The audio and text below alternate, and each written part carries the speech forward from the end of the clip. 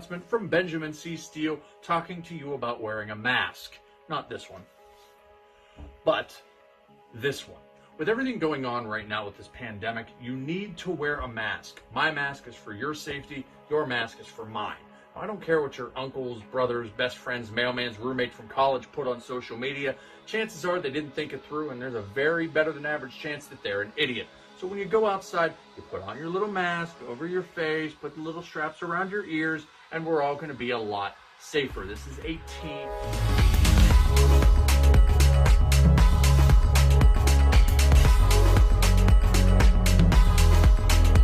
Parental discretion is advised. This show is brought to you by IndieWrestling.us and IndieWrestling.network for your independent wrestling entertainment. Slice on Broadway, supporting Pittsburgh podcasting with the perfect pepperoni pizza.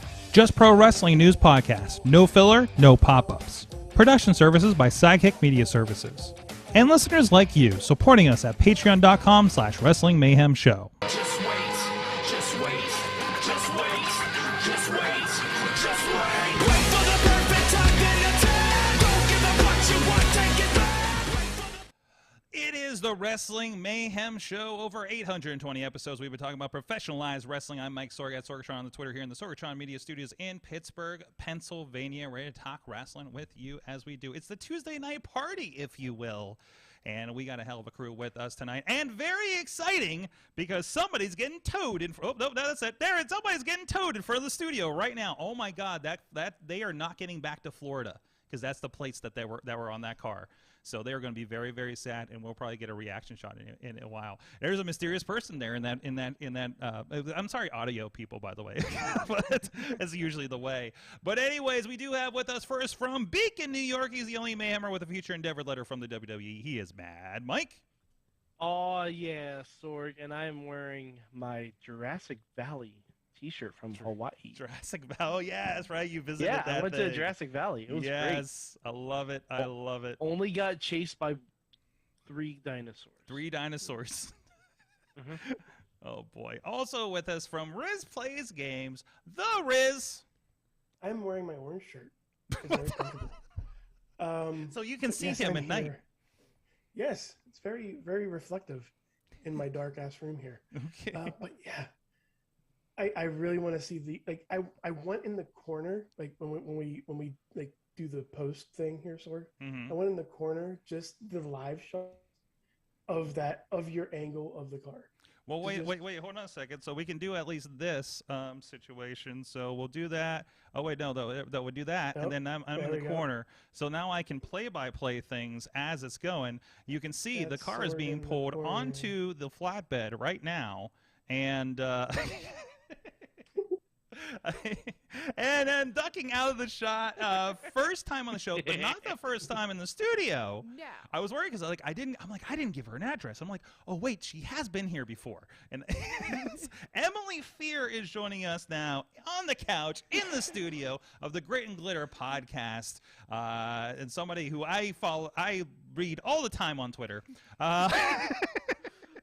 No, it's great to have you back in. Thank you so much for joining us. Yeah, thanks for having me back. It's cool to join this show. I think I was on twice on the other show to talk about intergender wrestling. So. Was it twice? Do we do? Oh, you were on both panels. Yeah. Okay, they all replay and they all mush in my head. Mm-hmm.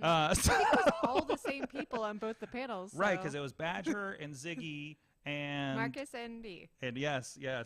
So those are great, and so much has happened. So no, we were blocking a train with that situation out there. So Oh, no. well, I mean, what are you gonna do?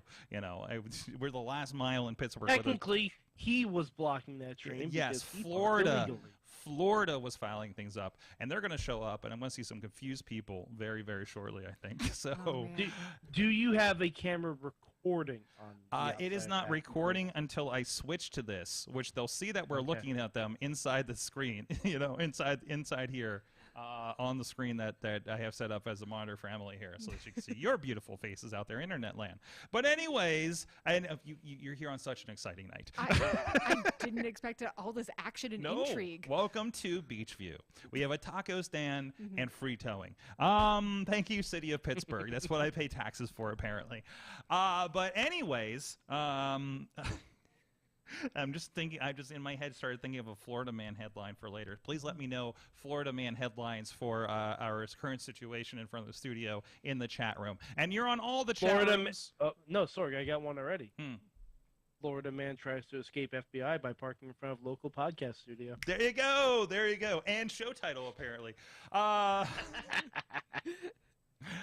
Anyways, this is the Wrestling Mayhem Show. You can check out everything at WrestlingMayhemShow.com. You can hit us up at that email address. Good times at WrestlingMayhemShow.com or 412-206-WMS0. You can hit us up on all the social medias, including at Mayhem Show on the Twitter. And we are streaming live every Tuesday at 7 p.m. Eastern Time. And just double check in here. Yes, and we are streaming.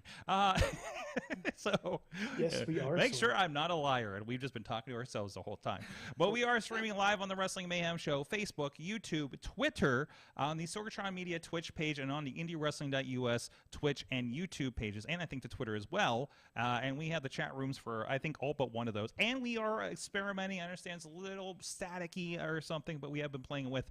We are also streaming the audio to Twitter Spaces if you would like to participate that way. So thank you, everybody that is participating and in there and hanging out in all of these chat rooms. We do appreciate it. And also, thank you to our Patreon supporters over at patreon.com/Wrestling Mayhem Show. Thank you to our friends at the fan of the show level. Bo Diggity!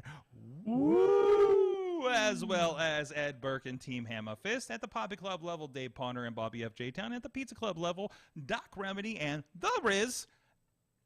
Hi, Riz.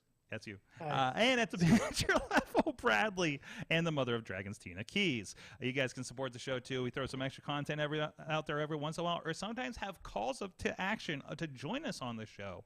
As we did a couple of weeks ago after the Vince McMahon retirement, we invited everybody on, I think, on the Monday night show to come and get their opinions heard there.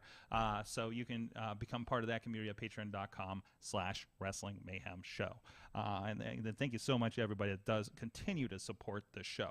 So let's get into the news of the week. We touched a little bit on last night, but since I mean, and if you're missing it, of course, Monday night has returned to its old roots of recapping Monday Night Raw, because it doesn't make us sad anymore.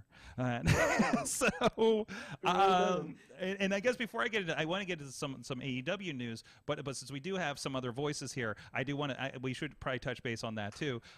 So Riz, Emily, I mean, have you been regularly watching WWE since the big changeover, since Papa H got involved, and has the vibe been different to you as well? I still don't watch WWE. Okay. I have long had a habit of not watching WWE, so I haven't broken that habit yet. I'm giving it some time before I put a toe in. I watch a lot of other wrestling. Oh yeah. So it's so much more to add in if I'm going to dive in there, and I'm not willing to do it kind of superficially. If I'm going to go in, I'm going to go all the way. Can I dedicate 5 hours of my life to this every week? Exactly. Am I going to watch Raw? Am I going to watch SmackDown? Am I going to watch NXT? Mm-hmm. And NXT is probably the only product in the last couple of years that I would have had any interest in. Right. And then they fucked it all up. And then then it became this paint splattered throw up situation going on. Although Okay. There are, as I've said before, I know you were just telling me. NXT, I know. The highs on NXT are very, very high. I literally Carmelo Hayes. I feel bad. Carmelo Hayes is a wonder. And I feel bad because I pointed over and literally Apollo Crews and Roderick Strong were the ones on the screen. Yeah, so I immediately regretted that comment. It was a little extreme, but I got feelings. Okay, so. No, I get it. No, I get it. So, but it's still like this is definitely not bringing me back yet. And we just put it on the studio just in case there's something of significance, like Dolph Ziggler shows up or something, right? That we need to talk about. Hold on. Dolph Ziggler showing up anywhere is not significant. You shut your mouth. Hey, like I will. He's already been NXT champion. You didn't watch it then. Riz is a Dolph defender. What's up? The first match I watched last night, and I will watch it over and over again, is a Chad Gable versus Dolph Ziggler match. It worked. Yes.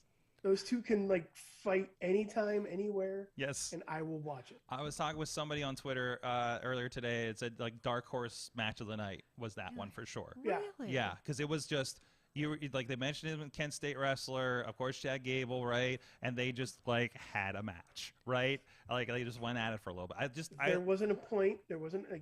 No. Was there a point? I don't know. No. It was just a match. I love. And it was. I love when amateur wrestlers just have an amateur semi shoot match, for a little bit. I loved when Brock and Angle did it a little bit, right, at Mania one year. I love that, it's just so it brings it brings it back real again to me a little bit. Right. Yeah, like I don't want to completely. I don't want to say that I'm completely out of the loop. Like I've seen a lot of the people who are still involved in WWE on their rosters because I watch the Royal Rumble every year. Yeah. Because you kind of have to. And I check in on pay-per-views here and there. We don't do a lot of WWE coverage on my show just because of how much Harley and I don't care about WWE. And he used to do full-time coverage of NXT for the PW Torch, but then got burned out on doing that. Yep. So doing God's work. after he got burned out of that, then both of us were basically like, well, we stopped doing the ROH show because it was bumming us out. Why do we want to? We've started this new enterprise where we get to do whatever we want as long as it regards women's wrestling. So why do we want to focus on stuff that we're not that passionate about? Yep. And we're forcing ourselves to do. And we kind of did here and there. Our early episodes featured coverage on various pay-per-views and matches amongst the women's division, but it wasn't our thing, and we were like, we don't have to force ourselves to do this. We'd rather dedicate that time and highlight people in the indies and promotions that don't have any of that kind of press. And Right, WWE doesn't need us to talk about them. we don't. They got Sports Illustrated and ESPN right now. Exactly. We weren't filling a void. Yes, exactly. And the thing is, we couldn't talk about it great because we weren't covering it regularly. Yeah. So we would talk about our 2 cents about it, but it's like, who cares what these two bozos are saying? They don't watch it every week. So yeah, like my opinions on WWE take with a grain, the grainiest of salt. Right. tiniest of And grains. that's fine. Like I've been bad at I've been a dedicated WWE watcher since 1998, and had watched WWF since the late 80s, and this is the first time that I was like, well, I guess the second time, because technically in the 90s I fell out and said, I don't get it anymore. I didn't have cable, so it didn't make any sense. And it was just like, this doesn't work for me. Again, right now there's plenty else. Why am I bothering with Monday night, right? And these guys have been filling me in. We watch pay-per-views, and I love the pay-per-views, and it's fine, so. But no, I mean, it's definitely been interesting. Obviously, as we've discussed, at least briefly last night, we are seeing comebacks. We are seeing Karrion Kross and Scarlett come back. We saw Dexter come back, Dakota Kai at SummerSlam. So there's definitely something of a righting of the ship. Even little things like supposedly the words wrestler and wrestling are no longer banned. Apparently, the gunshot during Ricochet's entrance is gone. So like the imprint is there. And if you, and I feel like, I feel like this is something we've theorized for years, right? Is like, wait till Triple H takes over. This will be the way he wants it. We know we have an outline of what he thinks wrestling is from NXT. That was his, I believe, his unfettered vision of professional wrestling in WWE. Yeah. Right? Some of those takeovers I would stack up against any major pay-per-view. Yeah, any Ring of Honor, even the stuff that us wrestling marks, geeks love, right? Like there was nothing better than NXT, for as much as Ring of Honor is amazing for how many years, right? But they really took all the good things that we were loving on the indies and made it an awesome, I don't want to even say polished, but it was, right? But it had a really cool vibe to it. It was the anti-culture to WWE, but you're still in WWE, kind of thing. So now, as we talked about last night, we're definitely seeing those little things, even to the point where the parking lot is a dangerous place. But anyways, so we'll be talking, of course, more about that as we go. Let me see if there's anything in the chat room. The announcers say fans and not WWE Universe, partner says. Let's see. Io Bailey.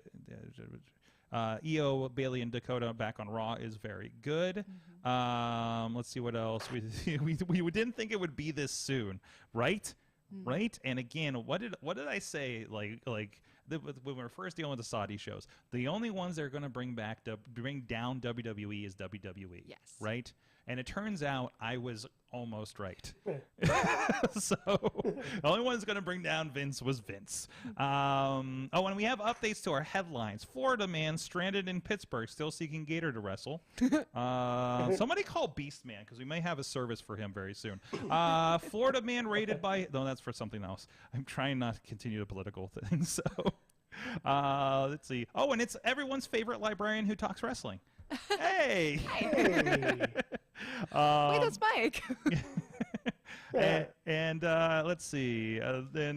Anyways, the big thing, and we touched on it briefly last night, but I want to get a little deeper into it now that we've seen a little bit more from it. There was some hirings and shuffling a little bit at AEW for, I believe these were talent relation departments, correct? I'm pulling up the article now, so bear with me a moment. But of course, we talked about Madison Rayne last night, which I think is and also Madison Rayne still has storylines going on in Impact Wrestling.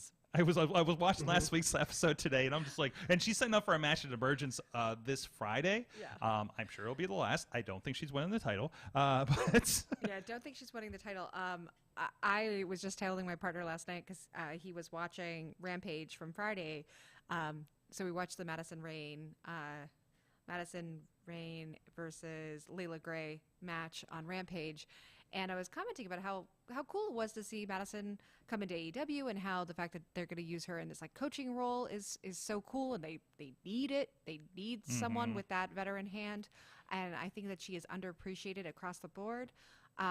But what? It wasn't even a year ago that she had retired from wrestling. I filmed her last independent match. Yeah, not just retired from wrestling, not just retired from like actively like in ring wrestling, but like retired from commentary and on screen stuff, and was apparently going to leave the business entirely. And I think that lasted like 8 months, and then she's back wrestling. She lasted about half of Terry Funk. Yes. Really? Yeah, it's a wrestling retirement. Yes. It's a wrestling retirement. It's good to see that women wrestlers are not immune to that anymore, because honestly, a lot of times when women wrestlers retired, they did not come back as actively as that. And at the time they retire at like 28. Yeah. Which is always weird. Like it's weird Paige talking about being retired, accomplishing everything she wanted to already. I'm like, really? Yeah. Right? You were here when you were like 20. Right? It was, and I know it's a different, the business, especially WWE, the business is different for women up there.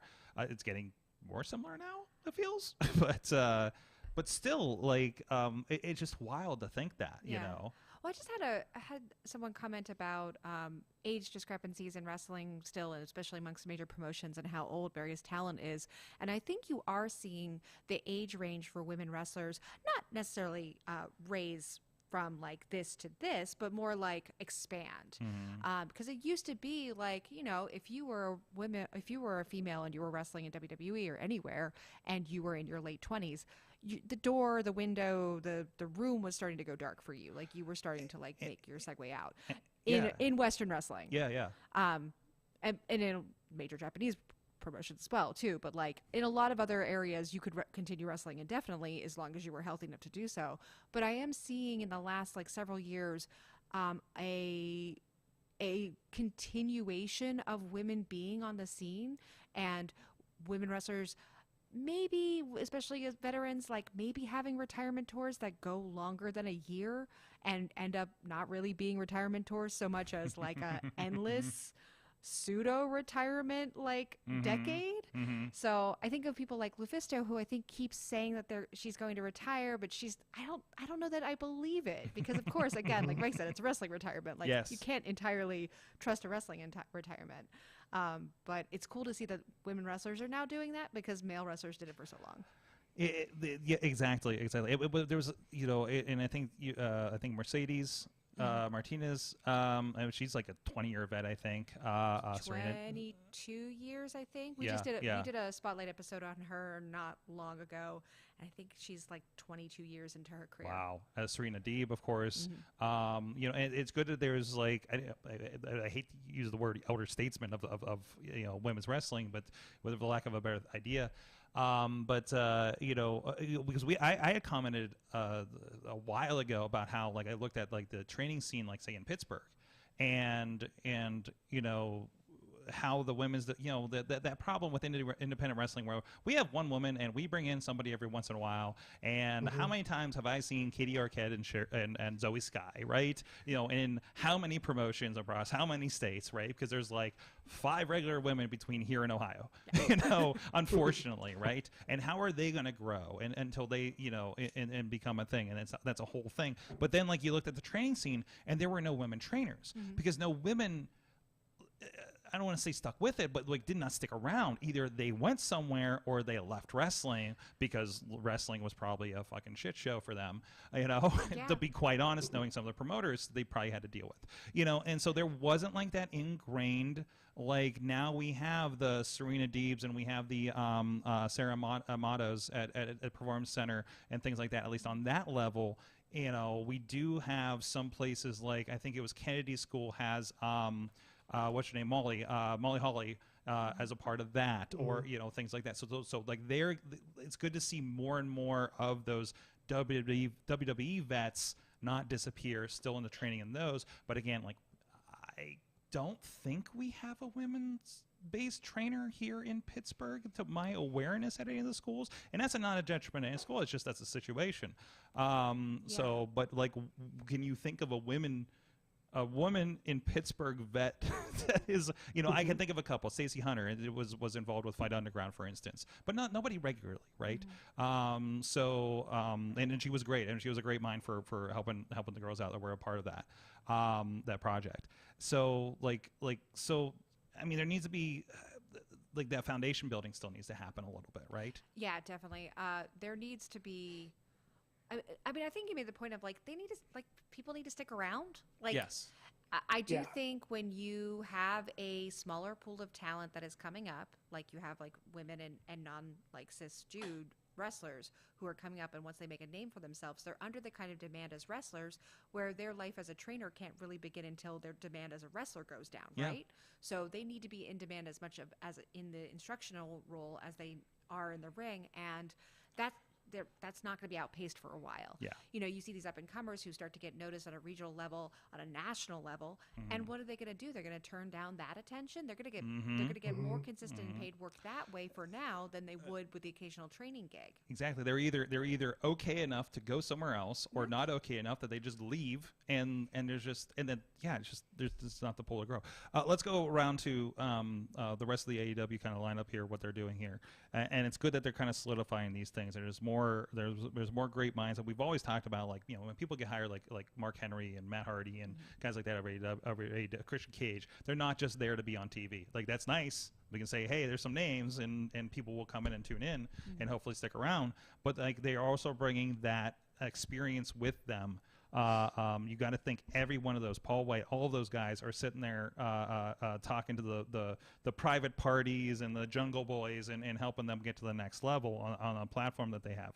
So according to the press release that was posted by Tina, thank you. Sorry I didn't find it last night when I was tripping over myself as usual. So these were upgrades for Sonjay Dutt. He has been promoted to Vice President of Production and Creative Coordination. Was good. He had a production role, I believe, with Impact Wrestling for a bit. Oh, yeah. And I have him to thank for some of the jobs that I've had. QT Marshall, who's obviously been he's been background for a while, because I know he's had contacts. I think he was my contact when we almost shot a vignette for them years ago. He's been promoted to Vice President of Show and Creative Coordination. Pat Buck, which is the name that's going. I think Pat Buck is a former WWE guy. Yes. Right? He was the guy that feuded with Tamina. Not Tamina, Nia Jax for a little bit. Oh, really? Wait a minute. No, don't you remember that? He was the WWE official that Nia Jax Oh, beat okay. the shit out. Yeah. He got promoted to Vice President of Talent Development. Tony Schiavone is senior producer and special advisor to talent. And of course, Madison Rayne is coach in the women's division. And obviously they're throwing her in with Jade, which, as I talked about last night, is a great teaching moment for Jade to get in the ring with somebody like Madison. And they also throw on commentary. I saw. I was watching the special episode today from Thursday that they dropped of Dark, and she was on commentary for that to introduce her because they were in Columbus. So. Makes sense. She did commentary for Impact for a while, and she got pretty darn good at it. She did. So I think that's great. I think shoring that up, and that will make AEW a stronger product. All the kind of production wrestling story kind of holes. Hopefully, I mean, it's never going to be perfect. Like, let's be honest, it's still a young company figuring it out its way. Wrestling is never perfect. Wrestling is never perfect. Yes. We can Lucha go Underground around came pretty close. Oh, yes, not wrong. Not wrong. But also, lots of post production and a killer writing room, right? Without a you know what? Saying maybe wrestling could go a lot of post production. I mean, it's a TV show. Yeah. Well, you still have a live crowd there. Well, when you think about it, Lucha Underground was post production. MLW is a post production show. Ring of Honor has been a post production show for network TV, Wrestling so it kind of had a Society different X Wrestling Society X. Thank you for that. Wow. Women of Wrestling. Wow. Oh yeah, Women of Wrestling, right? All 5 of us who watched that. I thought you were like, I thought you were like, wow, they brought up Wrestling Society X. No, are we going to talk Wrestling Society X? Listen, you're talking to 2 people on this call who own the DVD set and watched it together. Cannot make that claim. I cannot make that claim, but I can say that I've seen and read more than I've seen. I know, right? Who did I run into? Experience. Honestly, it's an experience.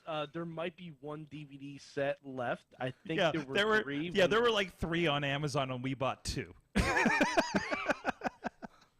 It was really because we kind of made the snap decision during a podcast. Like, are we doing this? Are we both buying it? It was like $20. It was $20. It was a good deal. It was like 5 discs. I was just like, this is. To be fair, wasn't this during the first summer of COVID? I'm sure it was. We were really. We have nothing else to do? We were really looking for things to do. That's a quarantine desperation move, right? It was. Oh, it was. That was our baking bread. Yeah, exactly. That was baking bread. Yeah. What was the bread? Oh, it was a Wrestling special Sourdough X. Sourdough. Wrestling X Sourdough. There you go. Wrestling Sourdough X. Show title. And then remember when I found the bonus feature Sork? Oh, they got weird. Yeah, the bonus features got real weird on the DVD. Yes, they did. Oh man. Oh wow. I really need to move on here before we just lose complete line of this thing. Let's see. Wrestling Sourdough X and captured. Anyways, if you like wrestling, if you like seeing people before they get wet on your TV, if you want to see some compilations of people on your TV, we have a couple of those over there at indiewrestling.us. Including, hey, some guy that looks sort of like Ezekiel and Elias. We got a best of him over there. Shane Taylor. Is it Elrod? It might be. Have the best of Elrod? Maybe it was been Elrod this whole time. Maybe we never talked to Elias. Wait, does the L stand for Logan? Maybe. I don't know. Or Logan Schuler's the 4th brother. I'm not sure anymore, okay? I thought I knew the guy, and apparently not. But we got a lot of stuff in there. You can do your research as well over at IndieWrestling.us. Between that, we got VODs, digital downloads, DVDs, and of course the membership Indie Wrestling Network and the ringside members over at the IndieWrestling.us YouTube page. You can check out all kinds of stuff, including monthly shows or regular shows. I'm going to say monthly because none of them are monthly. Our friends at Victory Championship Wrestling featuring Beastman, Rise Wrestling, that's going to be returning here in Baldwin here at the beginning of September. Again, you know I love when the Pittsburgh shows are happening. Our friends at Prospect Pro Wrestling. I got 2 more matches to edit from this past weekend. It's been an awesome show. They haven't had a show since May, and I'm so glad to have them back.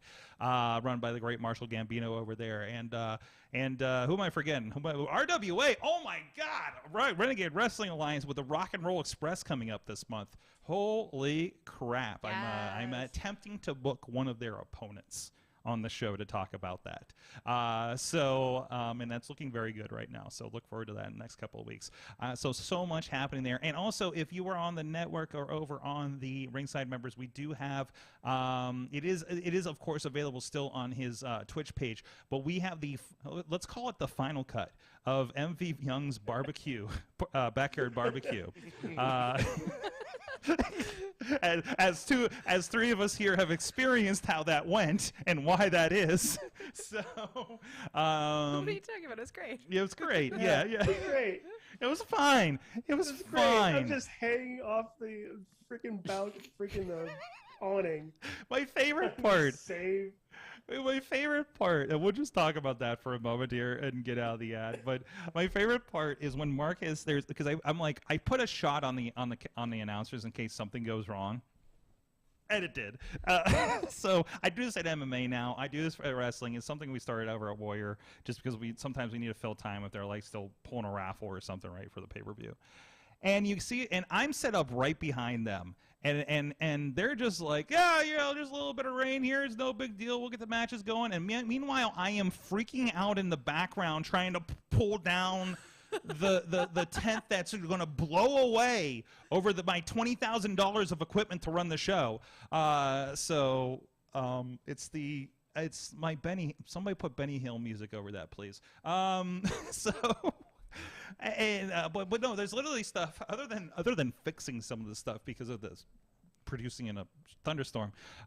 You also the bar fight is included that nobody got to see unless you were there in person. So we did film that after we caught up with it at least because they're fighting in the bar. What's that? Is there a movement for hashtag restore the bar fight cut? Restore the bar fight cut? Well, that is the bar fight cut. That's what's on there. That's what's on the network. That's one on VOD. But it'll be on YouTube eventually. Yeah, it was literally like they're doing a fight in the bar, and I just looked at both the camera guys. I'm like, go fucking shoot it. Get in there. And this was like in the middle of the giant storm. Yes. Meanwhile, I'm still trying to tarp things out and everything. I may have literally had to buy a new laptop because of that day, because it quit on me over the weekend. Yeah, man, the MacBook went over the weekend. It just stopped working. Didn't say water damage, but you never know, But anyways, So, but it was, above all else, Sorg, that was a really good show. That was a really good show. When I got to sit down and not be concerned about everything, it was a really good show to enjoy. Emily, you were there with a cookie table. Yeah. So, you're bringing the pure Pittsburgh ness of it. It was a barbecue. It was a barbecue, exactly. Cookies at a cookie table. Mm-hmm. It was a joke that we made on Twitter, and then my friend Nicole took it. I won't say took it seriously, but said we should do it. And if it hadn't been for Nicole's encouragement, I probably would have just dropped the joke. But we're like, when she was in, I was like, okay, as long as people don't expect me to actually bake these cookies. Right. We say they're Giant Eagle or something, weren't they? I got Giant Eagle. She got a bunch of Aldi ones. It was great. We had wrestlers taking cookies from us. I at certain points when I was worried that enough weren't going, I was circulating the crowd, handing them out. And I got some weird looks, but for the most part, people took a free cookie. I think there is concern about taking a cookie in the middle of New Ken. I mean, I promised people that there weren't drugs on them. I was like, I handed one to a baby, so please, there's not. Here, the baby will take it, so it should be. It's fine, right? We don't have drugs. Look, a baby's eating one. I wouldn't give drugs to a baby. You know, I've fallen for that before. Yeah, but you lived in the Bronx. I'm sure there's There are babies with way higher BACs than I've ever had in the Bronx, so there you go. I mean, to be fair, if anyone had gone to a previous like MVE's, like one of his polyam parties and one of the backyard shows, at one of them there was a very lovely couple from out in like a rural area who grew wild plants and had put those plants into brownies and then were giving the brownies to people with full information. They were not tricking people. So if somebody had been there and experienced that and then had been offered a cookie, I can understand that they might be a little skeptical. Good. But As somebody who had a really bad gathering experience one time, that is good to hear. Oregano and brownies just sounds weird. Yeah. Olive oil and oregano and brownies. I was thinking. Chocolate. I was thinking like mint, maybe a little bit of mint in Oh, that, yeah, and yeah. chocolate. Yeah. It was definitely not mint. Listen. So Potter's saying, like, as you're going around, apparently the comment should be, "Trust me, the cookie is good, but not that good." Wink. Yeah. Giant Eagle, you know. Yeah, exactly. Decent quality. Not Smiley cookies, though. They were not Smiley cookies. Sorry, I don't have that kind of money. No. Smiley cookies are getting like a dozen Smiley cookies is like $16. Yeah, now. it's ridiculous. I don't have that kind of. I get to take. They have a drive-through down, like literally down the hill here. So we've been picking up lately, and they put a. It was actually a fresh Smiley cookie. It didn't feel like it had been sitting out for 3 days. Ooh. So I'm just like, oh, what is this magic in my mouth? Fresh from the park and eat Sorg? Oh God, thank you. Can you tell who's not the Pittsburgher in here? I just followed. Wait, Carnegie. You know, that's not even right.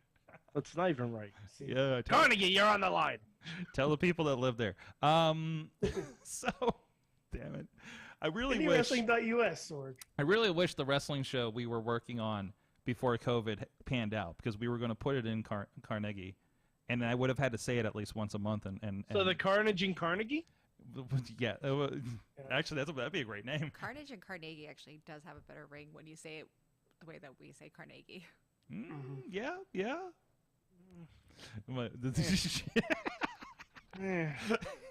It hurts my soul. I know it does. Well, It hurts my soul. That's not even the worst. Right, though. That's not even the worst of our isms around here. What about North for Sales? Listen. I'm gonna have my. I've never heard that one. Yo, yeah. It's spelled like Versailles, but it's North for Sales. Yep. Don't Well, I mean, dare try to Frenchify it. Granted, New York is weird too. We have Houston and Houston, so I mean, I get it, but Yeah. That's kind of weird. We have so at many. least that's a strange street. We have so many French names for streets that we're like, how do you say that? And people on the street disagree. And we're just like, okay. Can we all agree that Worcester, Massachusetts, spelled the way it's spelled, is not okay and should be either changed or outlawed? Although it gave me one of my favorite memes of the pandemic. It was in Boston. We're telling everyone to get their Borchester shot.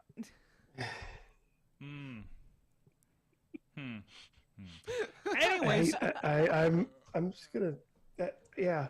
This was my long way around to say you have a podcast I want to talk about. I want to talk about booster shots. Buster, get your Buster. Well, we kind of went off the rails, but that's the show. Again, it's not the wrestling well organized. And I love Alex in SoCal saying giving me a Yins better not mispronounce Carnegie. So, I do not mispronounce okay, Long Beach.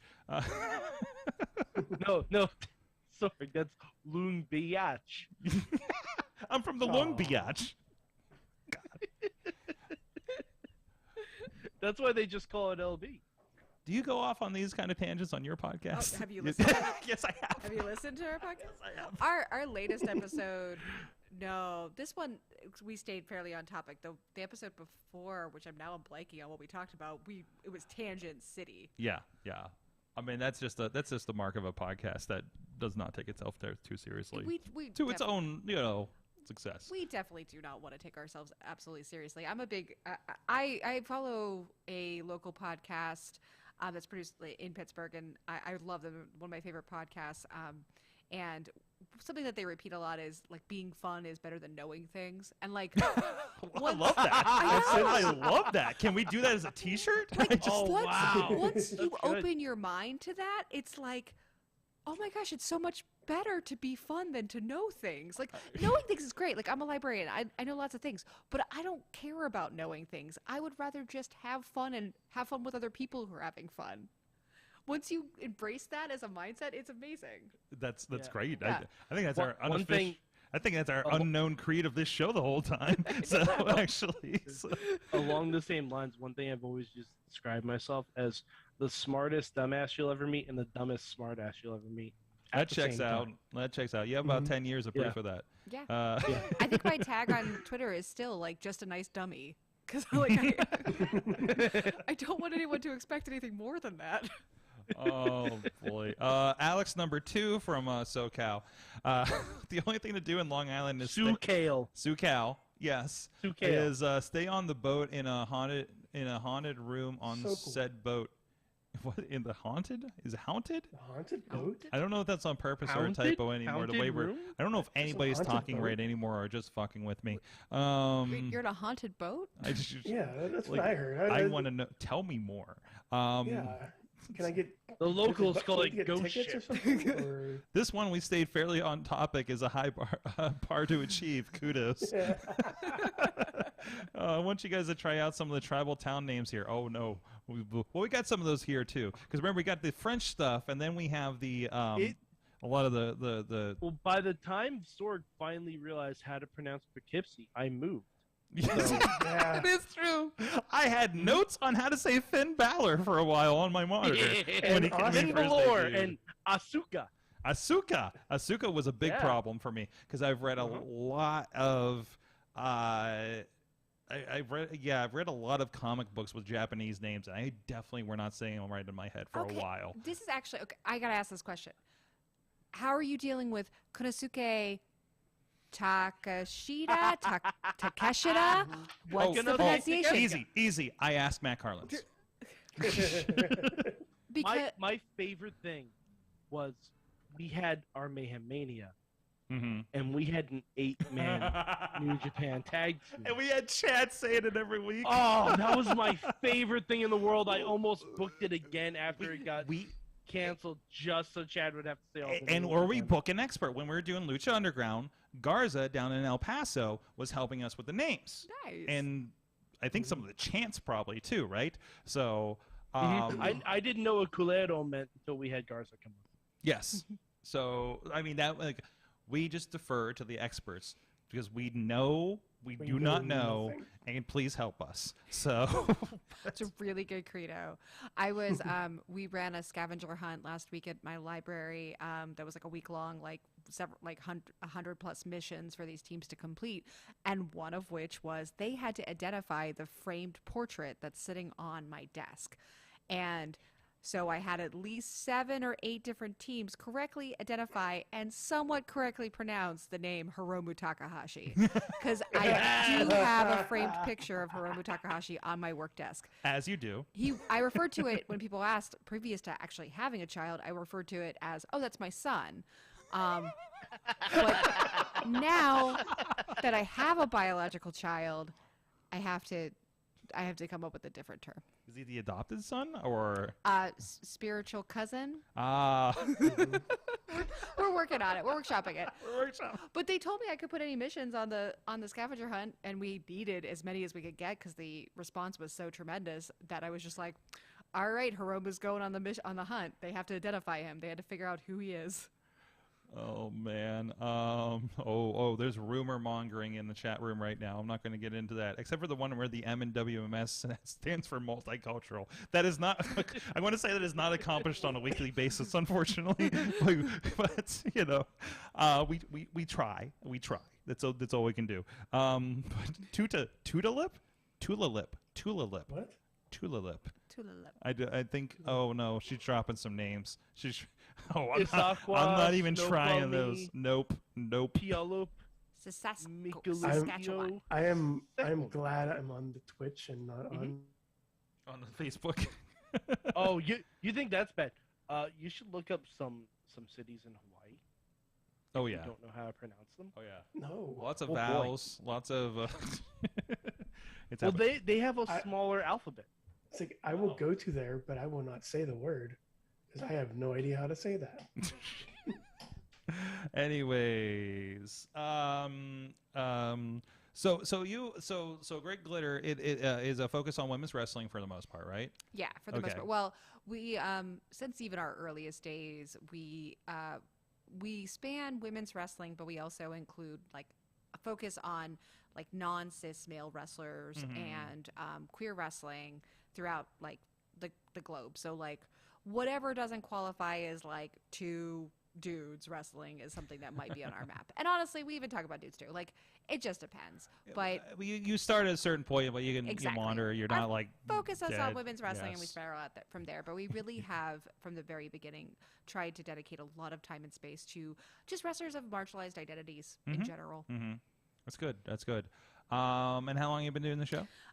We in 2018, in April of 2018, I started working with Harley on what was called Talking Honor, and it was an ROH dedicated podcast for the PW Torch. Right. So we were doing weekly coverage on ROH TV, on the pay-per-views, etc. I think you were still doing it when you were on the show before, at the panel, the Indie Mayhem show panel. that we did. Probably, Yeah. and honestly, probably the last time I was here was like right before we switched, Mm-hmm. because late in the summer of 2019, in August of 2019, we were just so burned out on Ring of Honor at that state.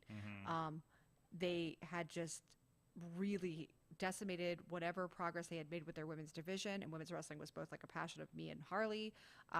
They had Was that around the Kelly Klein controversies that were happening? we switched to Grit and Glitter right before that Okay. went down. So maybe like a month and a half before all of that went down. Right, because we were working along with her in Angel Gate at the time when like there was like multiple things going on, unfortunately, with her. So Yeah, we I was- talked to her right before she won the belt the first time. We had an interview with her when we were still talking on her, and then everything went down, and it sucked because I had heard only amazing things about Kelly, and I know that a lot of the stuff that came out intertwined with controversies and around like Jerry Mercury and all the other stuff Yeah, that was happening with yeah. ROH. It just really blew up, and we were glad to not be covering ROH during that time because we could think about it and talk about it a little bit, but we didn't have to like devote a ton of time to it. Yeah. Which If you were already burnt out and depressed on it by then, that would have really set you off. right. Yeah, exactly. I mean, I really enjoyed covering ROH for a lot of reasons. We got to like know a bunch of people over there that in various ways. We were reached out to by people behind the scenes there in who were fabulous help, and so no bad blood there. We even did start covering ROH on Great and Glitter when they brought back their women's division and like reintroduced the belt and had the tournament last summer, and things were like looking really promising, and we were really excited, and then kaboom. Yeah. The shutdown, basically, Yeah, right? exactly. So Yeah, and that's Ring of Honor was always a bright spot for me. I'd been following and going to shows. I think I went with my first show with Mike at the Hammerstein in 2007, so that was kind of a high bar. So Yeah. and it was always the one where it was like, oh, they're coming to town. I haven't been watching the program because it's a little hard, it's tough to swallow, but I understand why, because it was network television, right? But it was just like, oh, they're coming here. I'm going to have fun. I know that, right? Until the last one that they had, so because it was like really like, there's nobody here, and what's going on, and who's left, and what's happening. I don't get this, I don't remember exactly the last ROH TV taping I went to. Maybe the one in May of 2019 when we went to Chicago for one of the last dates on the War of the Worlds tour, and it remains the worst wrestling show I've ever been to. Oof. Because it was epically long. It dragged insanely. And it was for TV they were doing. It was for TV. Yeah. So the TV tapings are always long, but this one, I had been to several TV tapings at this point, and this one was long by that standard.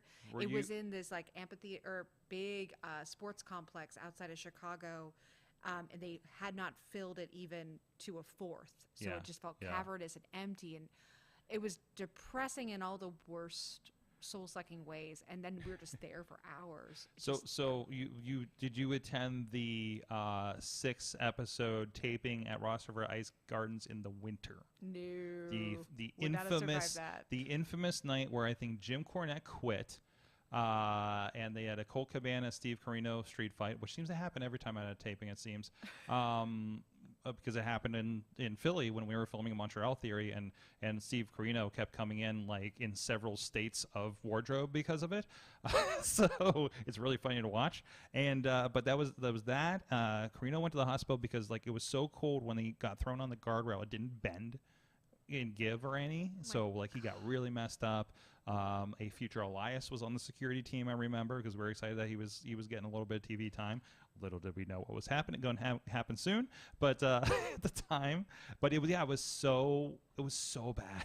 It was like this is miserable. I mean, I went to TV tapings that were so much fun. Like my first real wrestling show, like my first like actual like real wrestling show, not just like wrestling that was happened to be happening around where I was. Like my first dedicated wrestling show was an ROH TV taping in April of 2018, and like. It was a blast, and then it only got better from there until it like got really bad. Yeah. But we went to Madison Square Garden. We went to that show. Nice. Like I cried in the stands when like Kota Ibushi won. Like I like had moments at that show, but I also had like moments where I was like, this is the beginning of a bad period for ROH because that MSG show solidified two things: that New Japan could do no wrong, especially if they had to carry ROH, which they were totally doing in that MSG show. It was the best of times and worst of times.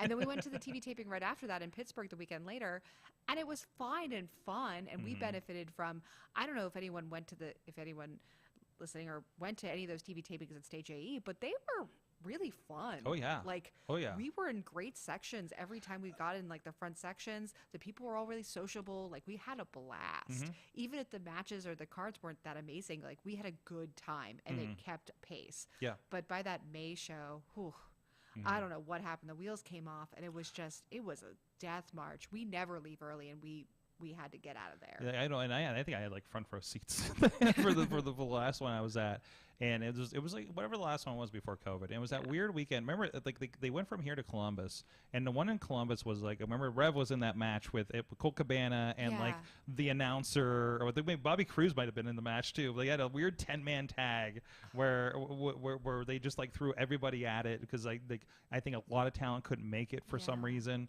Like I remember talking to somebody that was working there at the time that we worked with, and it's that time where AEW had come up and just take it. They're like, this is the last night. Our light board person is leaving because they just got hired by AEW. You know, like AEW definitely. It is kind of interesting, and it feels like a technology corporate thing where AEW popped up, rated Ring of Honor for talent, and said, this is what we can do when we don't have all the limitations Ring of Honor had, you know, be it Sinclair, be it whoever's in charge, or whatever the issue was with Ring of Honor. Lack of money. Or lack of money or funding, right?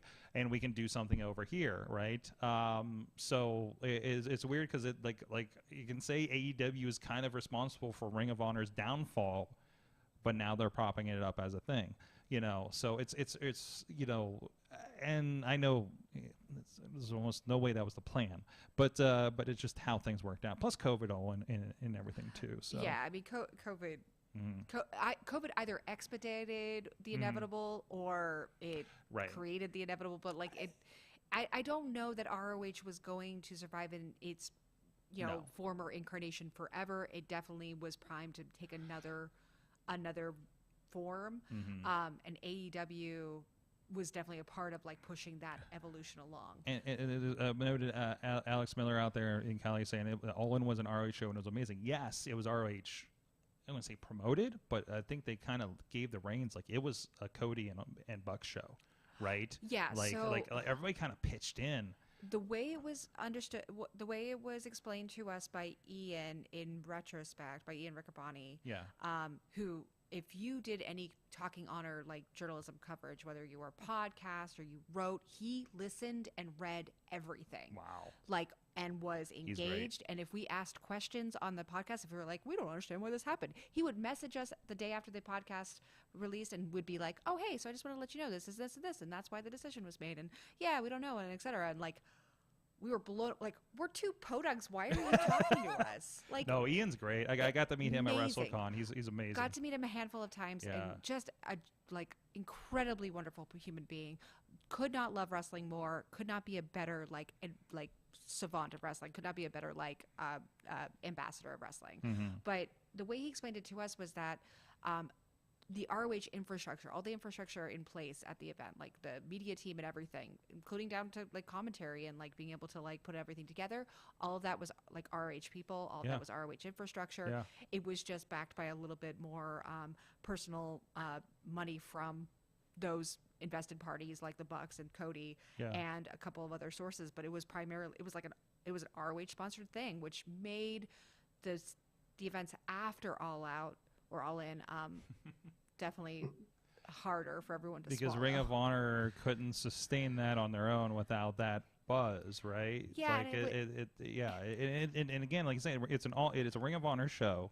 Like, you could not get it anywhere except for on Honor Club, right? And there's a couple. I think like the Madison Square Garden show is on there. I'm sure it's on there in Japan too, but it is very interesting to see how that all developed. You know. Yeah, it was a weird period for ROH because like there were people in and around ROH who were getting to be such big deals and huge stars, but ROH itself was still like.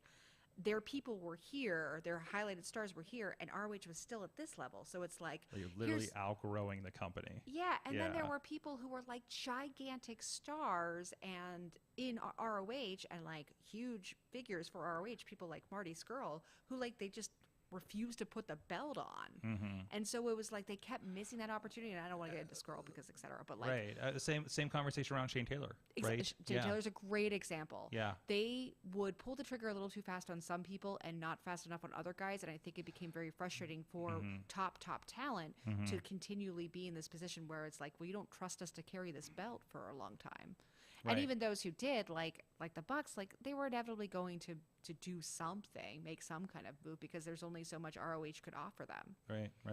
It's just they just didn't.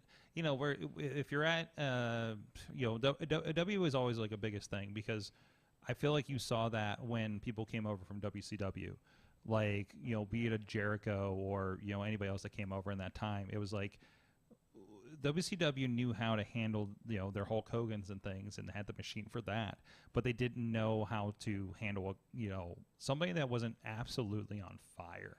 Like the WWE machine knew how to make people right and develop people up.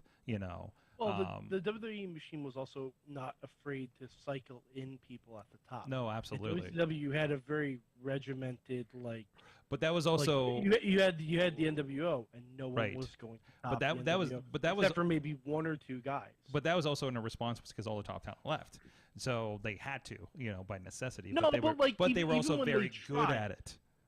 But when they tried to cycle in people, like I know we don't like to talk about Benoit, they tried to cycle him in toward the tail end as like a please don't leave us. Even after they gave him the world title, he left. Like he decided to leave anyway. It was a case of too little, too late for guys like Jericho, guys like Eddie Guerrero, like guys who should have been top, guys like Regal, who should have been top talent, but couldn't because of all the brothering that was going on. Yeah, and plus the Turner corporate infrastructure makes things ugly too. In Ring of Honor, they had Sinclair to answer to, I'm sure. They did, From at least talking to local reps at Sinclair, they seemed very happy with Ring of Honor for a long time. Well, I mean, the model ROH basically had for under Sinclair was you're going to get this amount of money. It's not going to go way up. It's not going to go way down. This is the amount of money you're going to get, and you make that work. And what they did is they produced a easy syndicated product for Sinclair to be able to put in their markets and sell TV time and sell ad time for. That's all they had to do. So as long as they could produce it on budget, that's all that they had an indefinite ticket as long as they were making some form of ad revenue for And it was Sinclair. cheaper than buying reruns of Friends. Right. So Yeah.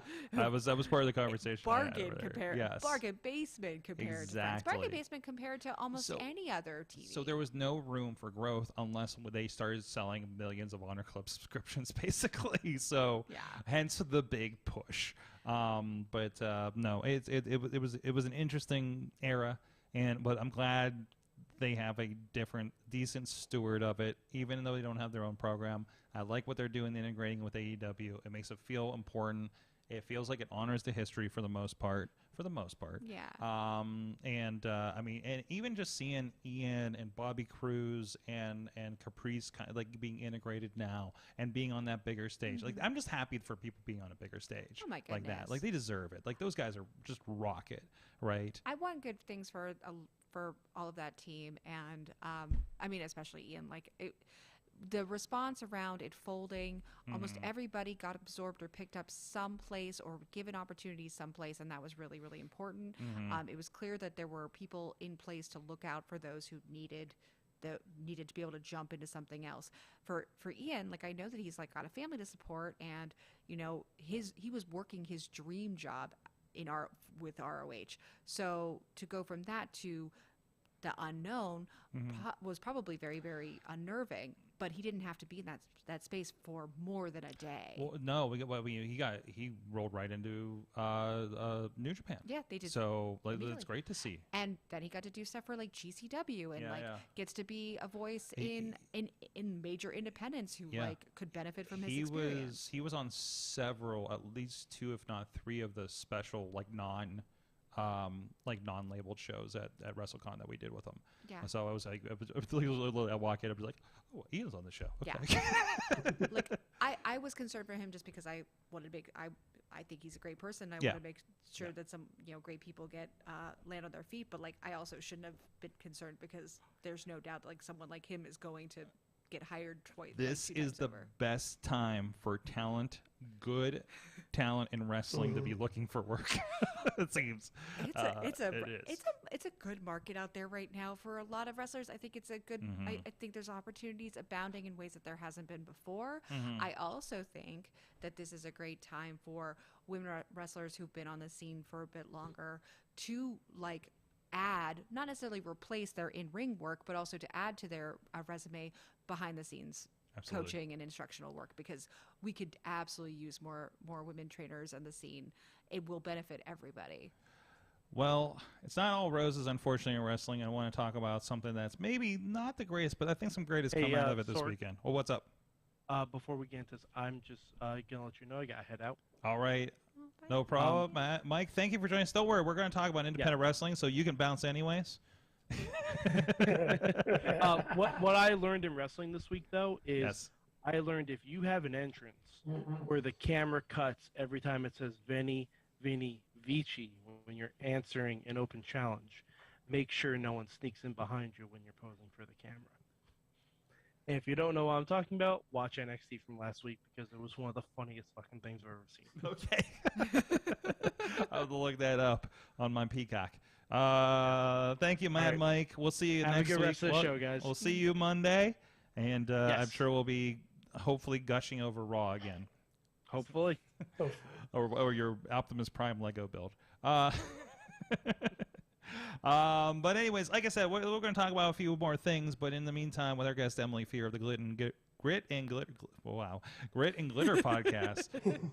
That I think I almost made your podcast X-rated there. I apologize. That's on our Patreon. That's a Patreon, okay. That's Patreon only. But also I want to give a shout out, and I'm sorry you rushed in right at the beginning. I didn't get to offer you, we have some in the back. You can grab some on break if you want or afterwards. So you're not going home hungry. But our good friends at Slice on Broadway do help feed our guests that come here into the studio, New York City style. Yins are made right up the street here in Beachview. We're literally on the other side of the tracks and up the street. Also in Carnegie, he's not around anymore. East End in the North Hills. Carnegie. I can't imagine. So the major library system in Pittsburgh is the Carnegie Library of Pittsburgh. Yes. So imagine if everybody working there had to say Carnegie. Right. Carnegie like, But nope, also understanding nope. Mike comes from the city of Carnegie Deli and Carnegie Hall. I get it. That's I great. understand. That's great. But we can't ask him how to say it. You know how there are women named Tara and there are women named Tara and they're spelled identically, but so words are pronounced differently for different folks. Exactly. It's all legit. Anyways, Slice on Broadway. You can ask him how they say it down there in Carnegie as well. Get on the phone. Get on the website. Tweet them, PGH_Slice, and say, how do you pronounce Carnegie? There you go. That's your assignment. Don't kick the door down. Just open it. We're not kicking the door down. Be nice to them. Don't put your foot on the door. I don't know where this came. This is Chad's fault, wasn't it? It says, it's probably Chad's fault. It says, kick the door down and give me your pepperoni pizza. That's not nice. They're nice people in there, okay? Look, the only time you can kick down the door is if you want the pizza di broccolini. What? That's the only way. Okay. Which is actually really good pizza, by the way. Okay, wow, there you go. The Riz bomb on the suggestion. Thank you them for supporting the show for over a decade, supporting Pittsburgh podcasting with the perfect pepperoni pizza. We'll be right back in just about a minute or so after this.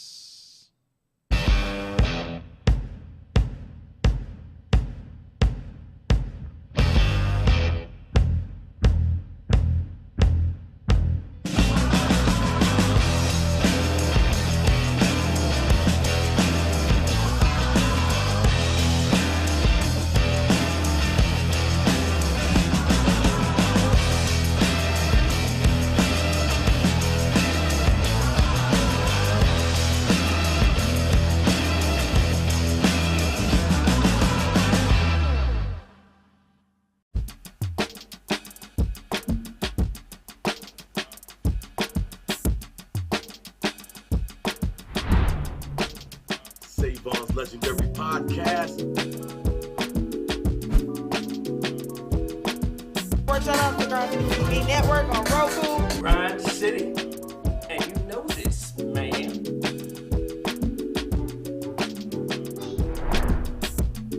You know what I'm saying? It's like right place, right time, out of nowhere. So what you saying?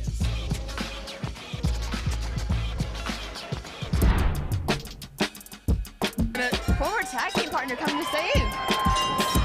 Tony Johnson, we saw him battle Edric earlier, but this is a 2-on-1 mugging.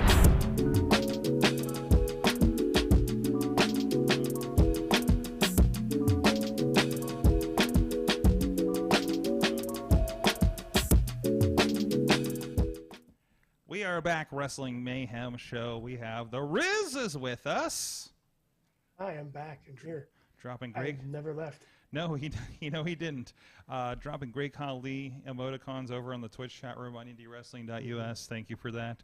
I just still love that that's a thing.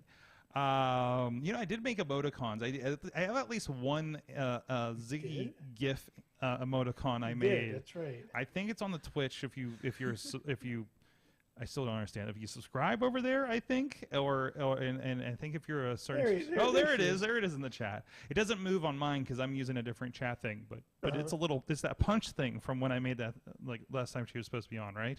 I think there's like a dreidel spinning behind her or something.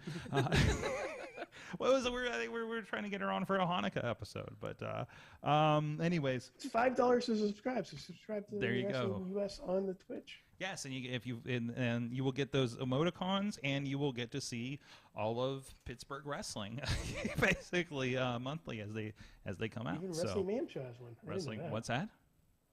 The Wrestling Mayhem Show. Oh yeah, I just put a bunch of logos in there. So that was I was like, well, I just dropped the logos of all the promotions we put in here, and and then I ran out of slots. So it is what it is. Emily Fear is still with us of the Grit and Glitter podcast. I said it right this time. Nailed it.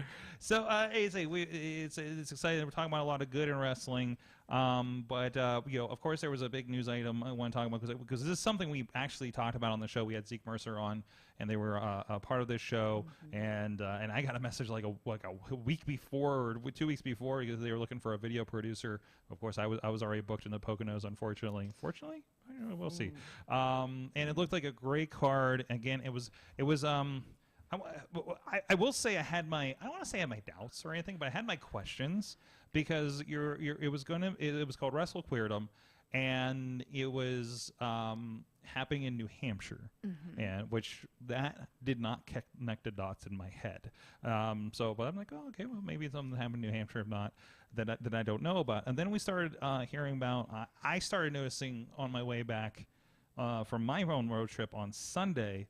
That something might have been amiss as I was hearing about talent being stranded. Of course, I was worried about our friend Zeke being up there, but it turned out he was on his way back. I saw Kid Bandit was involved trying to help out some of the stranded talent up there, and that was a whole thing. There was a Wrestling Inc. even collected a lot of the information about what was going on there as well. Emily, I know you were talking about this on Twitter a lot. You were one of the sources trying to figure out what was going on. So even to the point where I'm like, I'm halfway across the state, maybe I can help somebody. Yeah. So I started kind of poking a little bit to see if there was a thing I could do. Not that I don't know. We could have trapped into the roof, I guess, but so we kind of had some equipment with us. But still, so from what you're saying, I think you followed this probably a little closer than I did. Can you give us kind of like the 100-foot view of what probably happened here? Sure, I can give you kind of the rundown, and I'm going to give a lot of credit to Brian Bell of the LGBTQ in the Ring podcast because. Brian was on our show, that our episode of Great and Glitter that was released this morning. Brian was on our show on Sunday. Brian does an amazing coverage of everything in wrestling that has anything to do with like queer wrestling, queer wrestlers, queer talent, etc. And they had Sally on their show. And Sally was the promoter. Yes. Okay. So Sally is a wrestling fan and ran a Twitter account called Transgraps. Transgraps was doing kind of what Tiger Driver did with, but specifically with trans wrestlers, queer wrestlers, and organized like streams of watching the various talent. Put together a Discord server that became a very popular place for queer wrestling fans and even queer wrestling talent to congregate and discuss and share matches, etc. And sometime late last year, maybe early this year, Transgraps announced that they were going to do their first show, and that was going to be Wrestle Queerdom, taking place in August of this year in New Hampshire. So at first, this seemed really promising, really exciting to have like what was going to be a very like queer-fronted, trans-fronted show. We've had he's going on his 5th Big Gay Brunch. There's been a handful or maybe a dozen or more either promotions that are kind of more dedicated to queer talent or specific shows that have been geared towards queer talent. But this was trans forward, which I think is still such a new thing in wrestling that was exciting to have something that was going to be that forward and becoming something bigger. Obviously Nyla over the last few years, and Giselle Shaw from Impact Wrestling coming out as well. Yes, has been incredible for that. Yeah, for that movement. And then talent announcements for Wrestle Queerdom started coming out, and it was like ridiculous, like Venny from Japan, Candy Lee from New Zealand, Giselle Shaw got announced, Sunny Kiss got announced. There were so many names popping up on this roster. You had you had rising and increasingly in-demand talent from the independents to people who are like signed with major companies who still can contract out to independents. So it was good, but it was too good to be true in my mind for two very good reasons, and something that probably like anyone who's been, I'm a mark. I'm just a mark. I'm just like I'm just a dummy, right? Like I'm a dummy who likes wrestling. But I know enough people and I talk to enough people and I pay enough attention and I read wrestling history enough to know that the first question in my mind isn't like are they going to sell enough tickets? Because probably not. Not in New Hampshire. They'll sell they'll sell a decent amount. And what did they stream on? Were they a pay-per-view? Were they on IWTV? Or They streamed on an app called Looped, Looped. So you had to buy the pay-per-view through Looped. It's I guess a kind of a newer service, and I was skeptical of that. But Maria Kanellis and Bobby Cruise's new promotion, Women's Wrestling Right. Army, they're streaming through Brand Army, which I had also never heard of. So I think people are just kind of experimenting with platforms. They're also involved with Pro Wrestling TV as well. So I don't know if it's just a non-exclusive thing, but I know they're on there as well. But I think it's I think it's a shared deal now, but I think on Brand Army you get because with Brand Army it's like a subscription type thing, you get things first. Yeah. With Looped, I'm guessing it was just the best the best percentage deal that Sally who was Is it organizing this event. Looped the virtual venue? Yes. Okay, because it looks like a video chat situation. It kind of looks like a what's the Cameo type thing. Okay. But you can do like live performances through there. Okay. So things started getting a little sketchy. Like in about a month ago, there was your typical social media drama of people like pushing up against trans grapses, like desire to speak for the community. There were wrestlers and fans alike who were saying like, you don't speak for all of us. Like that's pretty like arrogant to assume that like your show is the like voice of the community, etc. But there was still, largely a mobilized support for it because people wanted to see this and fans were excited for it, especially queer wrestling fans. It was a net positive. Yeah, I mean, so far so good, except no one was really asking the question that everyone probably should have been asking, which is, where is the money coming from? Yeah. And I've often said I've been working around in wrestling since 2008. I still do not know how the math works on a regular show. Not and let alone a show that has the names, right? The names, so, flights. Yes. Anytime you have even a single wrestler on your card that is doing an international flight, and if Candy Lee wasn't already still local, if she wasn't already still stateside, if she had to fly in from New Zealand, then we're talking at least 2 international flights there and back. But like even if you have that's more than a wrestling show. That's more than a wrestling show. Yes.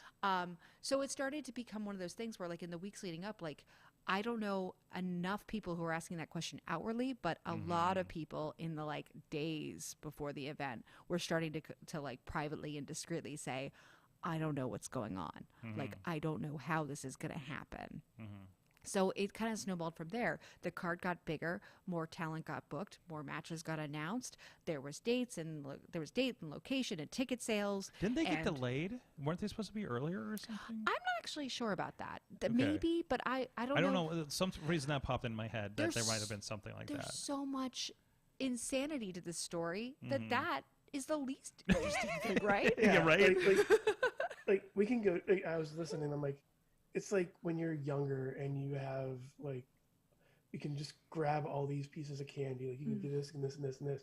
But now that you're older, you're like, I can't afford any of this. Yeah. What the? How? What? Like Candy Lee and people from Japan and it's like, that's too much. Like that's way too much for a startup for something like this. Yeah, and I mean, most of these wrestlers were coming from out of town. So that meant not just booking fees, but hopefully transportation coverage as well, if not also some form of accommodation. Yeah. And we're not talking about we're not talking about even a money mark. We're talking about just a very enthusiastic and engaged trans wrestling fan who had never run a show before, never run any kind of promotion, had no connections to the wrestling industry, was just a really avid fan who had made a community online, which is cool and awesome, but that doesn't She should have been looped in with somebody who was a promoter to help them not make the greenest of mistakes, right? Or use your support base and whatever little money that you have and sponsor a match through another promotion or sponsor the wrestlers that you want to see out there. Like there are a billion different ways to do this without taking on this enterprise yourself. And okay, if you want to do a wrestling show, first and foremost, no international talent, no one who requires flights. Don't require a single flight person on your show. For your first show, keep it as local as you ostensibly can. Regional, fine. Also, like you said, like coordinate with people who know what they're doing. Yeah. We have someone on our correspondent team who runs CFU, Combat Fights Unlimited. And when he did his first show, it was very much the kind of thing where he had the ideas, he had the booking, he had the booking ideas, he had enough understanding of it to be able to put together the idea competently and to start reaching out to talent and do aspects of that. However, he was also smart enough to know that he didn't know anything about certain other aspects of it, from production to etc. So he had that covered with all the partners he worked with. Well, and on the outside looking at Enjoy Wrestling, like they came out of the gate, like they were partnered with, or they have a connection with Fest, who has been doing this for a while in a certain way. And I always say I consider Enjoy the like Pittsburgh Fest wrestling.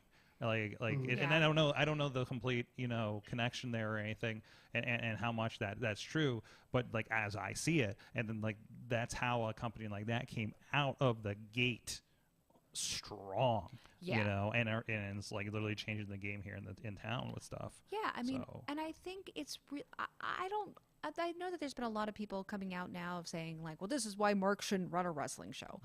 I mean, no, that's not actually the lesson we need to learn here. No. Yeah. The lesson we need to learn here is that, first of all, individuals, one person shouldn't run a wrestling show. It should be a team. Yes. Also, money. Yes. You just need money. You know what you don't have? When you have a lot of money, you don't have problems because you can throw money at it. There's two things I have heard repeatedly that I take to heart when considering, as we do float the idea of a Wrestling Mayhem wrestling show. But the idea of you have to have all the money to pay for the show up front regardless, right? And also don't get in the wrestling business. What was it? What was it? The easiest way to lose money is to start a wrestling company. Yeah. So like nobody's getting rich off this stuff. So no. See Wrestlelicious. Yes, exactly. Oh my God, Wrestlelicious. I mentioned that we had done a spotlight episode about Mercedes Martinez, and I had never heard of Wrestlelicious. And then we delved into Mercedes Martinez's. So Mercedes Martinez has always performed as Mercedes Martinez, always, in every promotion, every iteration, in 22 years, except for in Wrestlelicious. Where was she there? She was Maria Toro. Oh boy. Yeah. Oh boy. What yep. Just hit it was a bullfighter gimmick, and it's every bit as bad as you would assume it is. You know how much we loved wrestling. We did our own Wrestlelicious raps on the show. Wrestlelicious is the type of terrible that I can get behind. I know. I know, right? I mean, like I have a guilty pleasure for WoW, so like I'm not judging anybody. Yeah. But yeah, so the situation over the weekend started snowballing really on Friday when it was just a lot of collision of things. Bad optics, Transcraps, aka Sally, was tweeting out about Venny staying in their home, and that was weird because not that like people who promote don't have talent stay with them, like that happens all the time in the independents. No. And as long as everyone's consenting and cool with it, it's fine. But like, you don't necessarily have the promoter out there like tweeting about it and talking about watching them sleep. Yeah. Oh, yeah. Okay. Yeah, that's kind of creepy. Little off, and then into Saturday, communication really broke down, and the word was, I have this on a verified source that I won't reveal just to protect everybody involved, but the ring wasn't paid for. The ring rental wasn't paid for.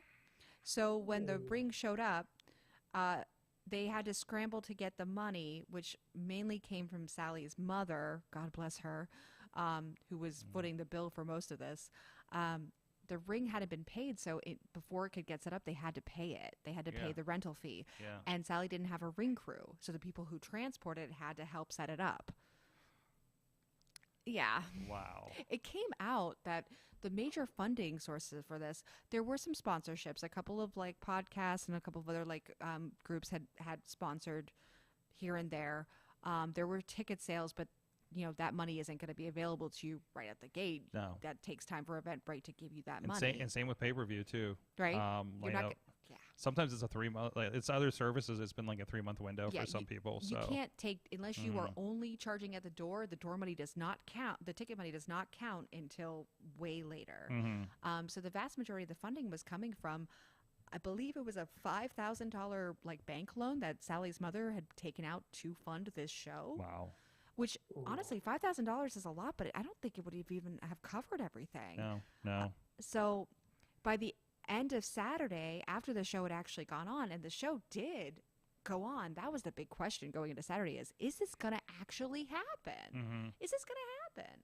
And things kept getting shifted. Eddie McQueen had been brought on to do a roast of Candy Lee, and then they ditched that for various reasons or time reasons, and put Eddie on commentary. Both people on commentary to start with had maybe a half an hour of warning that they were going to be on commentary, which led to some issues. They were replaced after intermission by other people who did their best. There was a lot of shifting of the card here and there, and it just the show itself was surprisingly competent. The team that did do the production work and actually like for the streaming was decent, and it looked okay. Like it looked okay. Yeah, shots I looked great. Yeah, it looked way better than I would have expected. Right. But it at the end of the night, like by Sunday morning, it was clear that most of the wrestlers were not either getting their full payment or any payment, and they couldn't get a hold of this so-called promoter, and they were scrambling to figure out how people were going to get home. And that's probably where you picked it up on Sunday, with people just stuck in New Hampshire. I mean, you had cars of wrestlers who didn't have enough money to buy the gas to get back where they needed to go. Yeah. And like these were people who had like stuck their neck out to like help and make this show happen. The only reason that Wrestle Queerdom actually happened on Saturday is because the wrestlers made it happen. And that's amazing and so inspiring, except it's not inspiring because it sucks. They shouldn't have had to do that. Like, I know it's cool when people rally to support through like extraordinary circumstances, but this wasn't an extraordinary circumstance. This was, as Shirley Joe on Twitter pointed out, this is very much business as usual in the wrestling industry. Like when this stuff happens, people hash it out all over again, but this just happens in wrestling all the time. People don't get paid. Promoters stiff people. Like people run Balls one Mahoney. show. Balls Mahoney comes to your house. Famously. So, I think this was happening, and I don't know if it was Dash Bennett's comment that I was at, but I think I responded or quote tweeted somebody that says we do miss Balls Mahoney. We need on Balls Mahoney again for promoters or something. So, but no, he's not wrong. I mean, there's been the rash of bad promoters just in the Pittsburgh area too. And Dash talked about one in particular that I know we hear about a lot. But a lot of times they don't fail on such a large stage, and then also what was attempting to be accomplished with this show, it adds a different air to it, unfortunately. Yeah, people wanted it to succeed. Yeah. And the wrestlers themselves wanted it to succeed so badly that they made it succeed despite everything that the promoter did to not help that along. Yeah. And there's a community that's, I hate to say used to adversity, but, that's why I think everybody came together so strongly on this to make sure it happened. Sure, and I think it's one of the reasons why they're so protective over each other, and why, Absolutely. in the fallout of all this on Sunday, you had people like Aiden Von England and Kid Bandit and other wrestlers who weren't even involved in the show, like Dark Sheik and Billy Dixon, sending out the word on Twitter, like, if you are stuck, if you are talent on the show and you're stuck, it doesn't matter if I know you, like, reach out, we will help you. There are people from all over chipping in. There's this protective impulse to help the community out, even when it shouldn't be the community's role to bail out someone whose job it was to just simply do what they had promised their talent to do. It's really simple. It's just about money. And there's going to be dialogue about this for a long time, and people are going to pick it apart and use this as an example as why, people shouldn't do this and people shouldn't do that. But honestly, the lesson I'm learning here is you just have to have a huge amount of money handy for something like this. Like you do. And you have to be smart enough to know that you don't know anything, and make sure that you're working with people who know more than you do. That's the case for anything. That's not just wrestling. That's like any creative endeavor. Don't do things in isolation. Any business endeavor, right? So I mean, as a person that's been doing their own business for well over a decade, I know I don't know everything, and I've tripped over myself several times. Yeah. Several times. Yeah, and you know. And the worst part about it, to me, honestly, the thing that would infuriate me if I was a person who had been massively screwed over by this, I feel like I have no right to any kind of indignation because I didn't lose anything in this. But if I had been involved in this directly, my biggest issue right now would have been the lack of accountability from this person who has gone radio silence, and that's just it. That's not fair. Like we weren't accountable enough to take care of what you promised to take care of, and now you are not being accountable enough to own up to the fact that you didn't do that. Like you have to eat this shit now. You do. Yeah. Like you laid it, you got to eat it, and it sucks. But like. This is on you. This is the mess you created, and it's up to you to not. You can't fix it really because other people fixed it for you, but it's up to you to own up to it. And please promise us never to run a show again. Right? Yeah. No. So. No, it's been interesting. It sounds like everybody's been taken care of, though. Again, I know Kid Bandit was very big in helping connect people and help people out there. And there was a lot of people that kind of sprung up from things. So, yeah. I mean, again, you know, so that's good to see. Nothing bad happened to anybody, you know, trying to get home or anything. I keep thinking, like, what would have happened if there had been an injury on the show? Right. Oh, I don't know. What is the athletic commission like in North New Hampshire? I think it's a lot more loosey-goosey than it is here in Pennsylvania because, like, in Pennsylvania, you can't even look at a ring unless you've got a doctor on the way. I know. Well, you know how many shows I've been? It was like, oh, we're going to delay 50 minutes. Why? The doctor didn't make it yet. I was like, oh, jeez. You know, so, you know, it's to that extent, you know. Yeah, you know, and it's wild when we go to like Detroit where it's like, you're doing what with light tubes? You know, so it was like, excuse me? We've got a school nurse in the background. It's fine. Yeah. I'm just like, I need to put it on a printer, and it's like we're gonna surround the printer in light tubes. Yeah. And, Oh you man, know, thumbtacks. Don't worry, it's gonna be fine. Like I saw stuff I've never seen before, and I've been to how many Gathering of the Juggalos? So shit, that show. Oh my god. Anyways, I'm sorry, I'm having flashbacks.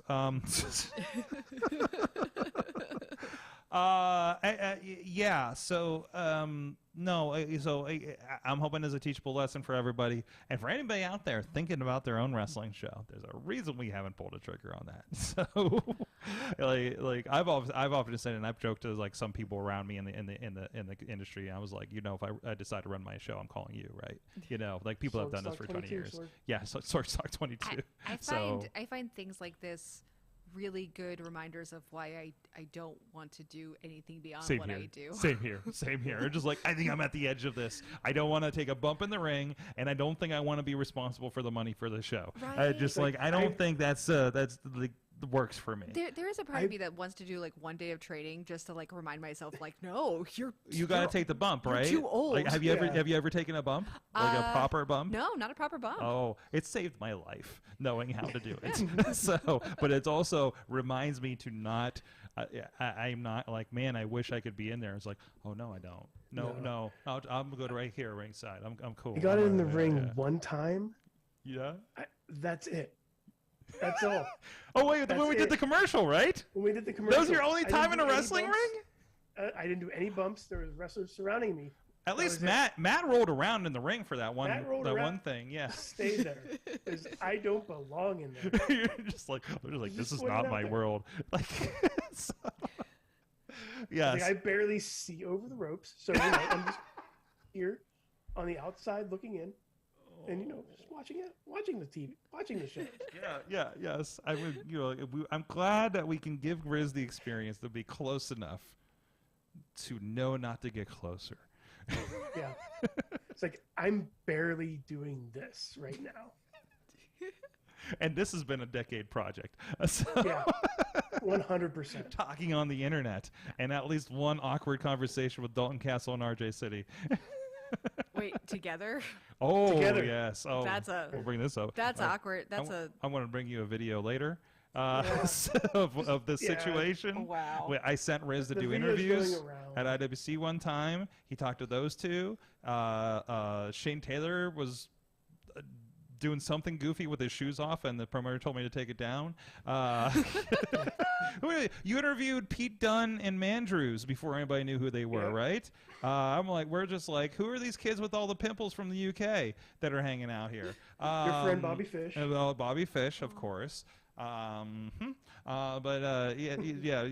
had quite a time there, and he just absolutely got roasted by Dalton and RJ, and basically what I consider the pilot to AEW.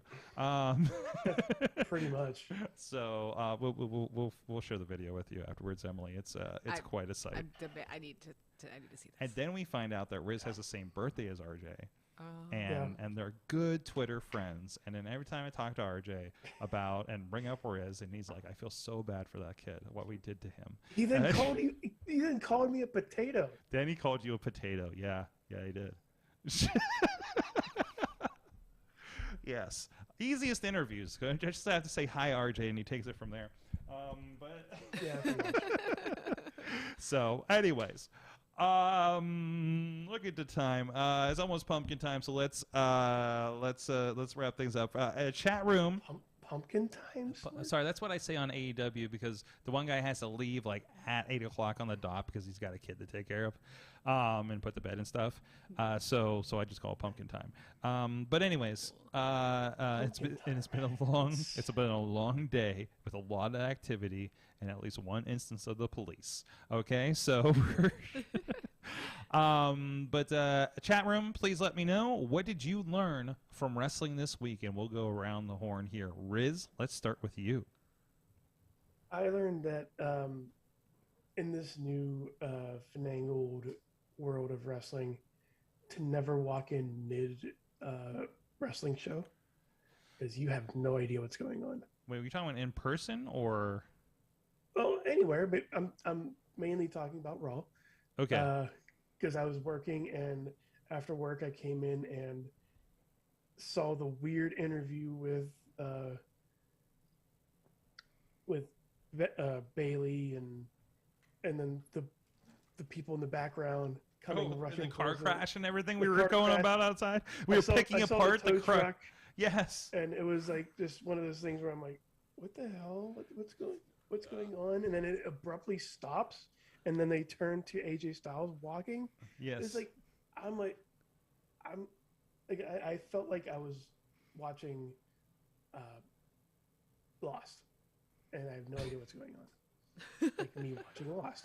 So we talked about this a lot last night. There were these Easter egg things happening in the background. Like they're interviewing Kevin Owens after he beat up and sent Ezekiel to the hospital. And there's Dewdrop and Nikki Ash in the background, and a car has been crashed into the median, and there's like security and police around them, and they're like pointing and whatever in the background, and nobody is addressing this.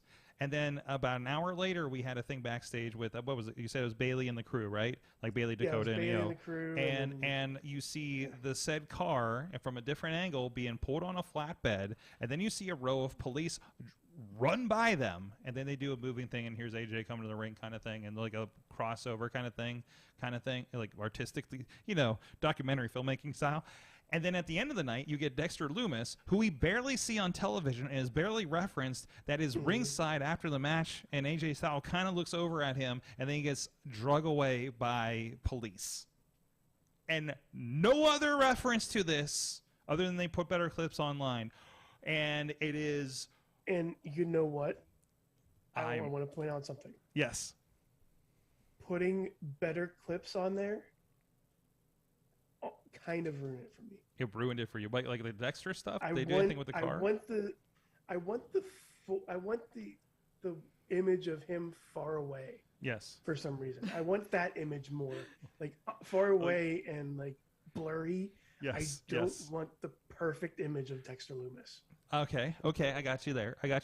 So to the point where, because we had Matt on, he was with Wrestling Inc. and he was talking about how like I love that, like, even, and I got these in the newsletter this morning, where and let me switch this over here. Like literally the top headlines for Raw last night were WWE viewers puzzled by backstage parking lot mystery. Parking lot mystery leads to surprise return on WWE Raw.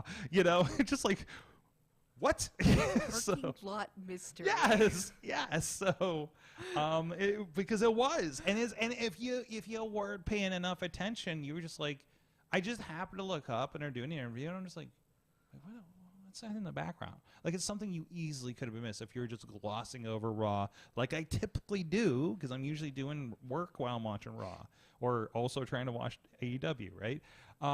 Wait, so somebody was writing this. Somebody was like, okay, so we're going to have these segments, and then in the background, there's going to be a car crash and, like, unidentified issues going on with, like, the police and the cars, and we're going to randomly have some wrestlers there, too. Yeah, basically. Yes. I kind of dig that. Right? Yeah. Right? That's the Like, kind of, like, cracked out shit that I'm like, okay, I'm like down Dexter. Yeah, Dexter's not going to be the big name. He was a mid-carder in NXT, mid-carder in Impact, as well. But this is perfect the way to introduce the Raw WWE fans out there to who the hell Dexter Lumis is, because it doesn't really do anything. But the guy who caused a car crash only to get ringside, only to get pulled away by cops. Well, it's like when they brought back Karrion Kross last week. They you know, there's not much pedigree of him on the main program. He was on Raw and he looked like a Spartan, right? And you bring him in and do the full entrance thing and have him come out and take out Drew and put a freaking hourglass out for Roman. I'm like, I don't know who the hell this guy as a typical SmackDown watcher, but you got my attention. Right? I don't need to know who the hell this guy is, other than this guy kicked ass over here and was an NXT champion, and now he's here and he's gunning for a moment, and he's got this cool entrance and a hot chick. You know, it's just like that's all you need to know for the SmackDown audience to be like, What more do I need to know about anybody in life? Exactly, right? Like that is wrestling arithmetic, okay? So, cool entrance, hot chick. Yes. Done, especially for the like Fox network television. So like you're not. It's great, and it's got us interested, and it's got us bringing us back in the fold, and it's like, okay, now this is what I've been missing. We're really learning in this like iteration of WWE right now. Like, we're really learning who Triple H is the most passionate about from his NXT. Because think about the people he's brought back are not necessarily even the people that like the fans would have been like, bring back, but like he's bringing back the people he saw potential in. He knew he could build into mega stars, and now it's his chance to do so, and do so on the main roster where he believes that they can like thrive. Absolutely. So you've got Dakota back. You've got, I mean, EO is a no-brainer, but like you have people like Dexter Lumis who like Triple H sees something in, and just knowing that he believes him in that much, I'm like, okay, I'm curious what you're seeing here. I'm buying in because I'm down for what your passion here is. Like, you've got a plan. Clearly, you've got to have a plan. Absolutely. And it might bring in like Indy Hartwell. Somebody like Indy Hartwell coming back in. Yeah, are they still kayfabe awesome. Married? Well, I think they had a weird. Did they get married? Did the marriage happen? I thought they had. The marriage happened. He disappeared. They partially referenced it in a weird, awkward segment with whoever her partner's significant other was or something, and then like they moved on, right? And they're just like, wait, we never talked about it again. You know, true WWE fashion. You know, which is a shame because that was such a. It was the last vestige of that NXT Black and Gold era. I mean, he spoke. It was the series finale of NXT Black and Gold. It really was. Again, I follow WWE like 0.5%, but even I was all in for Index. So I really hope that those kids can work it out.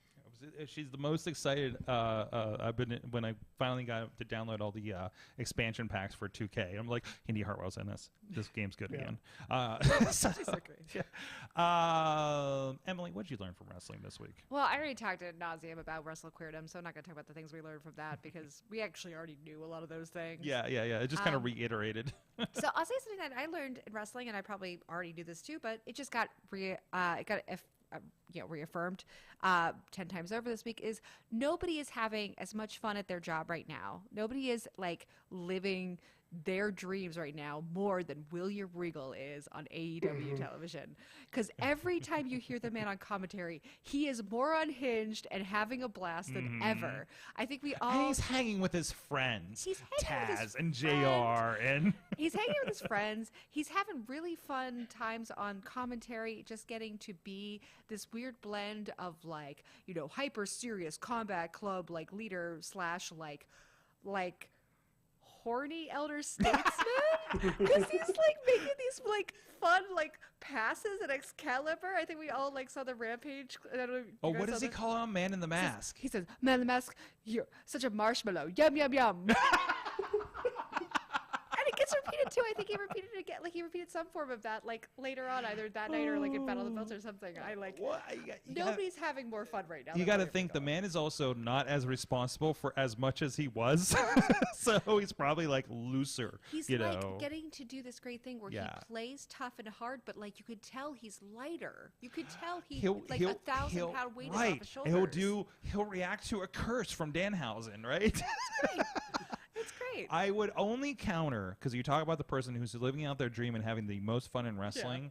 Because I was reacquainted with Pat McAfee watching SmackDown this week. Okay. And I'm sorry. And we talked about it last night, and I apologize for the repeat. But watching him with the way overdone nutshot telestrator and everything during that first match with Baron versus Ricochet, and then signing the football and kicking in the audience, you know, kind of stuff. Like, and seeing him at SummerSlam, seeing him in his match in person at Mania. I'm like, no, like that guy is just all of us. You know? Wait, I want to ask something real quick. Did you say he has a telestrator now? Oh yeah, he telestrated the nut shot from SummerSlam repeatedly for like 2 minutes. It was obscene. It was juvenile. Yeah, he just like this, and then he drew. Good. I think he drew a little penis too, as much as he could again on network television. But it was just like, this is like he is every internal juvenile meathead one of us watching wrestling, you know, and it works so well for him. We have such a soft spot for him because we are a Mountaineer household. So, like, when he made his introduction into wrestling, I mean, you know, footballers, this is something that happens, but, like, you don't give it any kind of attention, really, or weight to it until it, like, deserves it. So, like, but the fact that, like, he's done himself really well, he's a good representative for the type of like wrestling fan that you can engage with in the light way.